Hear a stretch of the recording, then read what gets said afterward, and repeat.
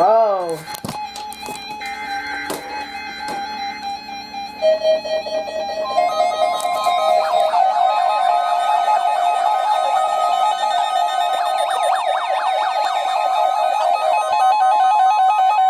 This is a test of the National Weather Service weather radio warning alarm for the KDO94 listening area in Northeast Illinois. During potentially dangerous weather situations, specially dome receivers are automatically activated to warn of the impending hazard.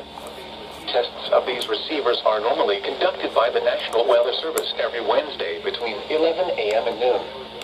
When there is a threat of or existing severe weather in the area, the test will be postponed until the following day. This ends the test of the NOAA weather radio warning alarm.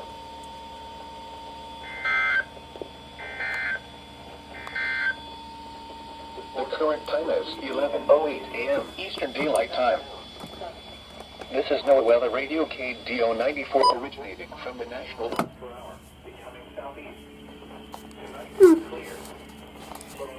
Well, my recon activated, so that's good.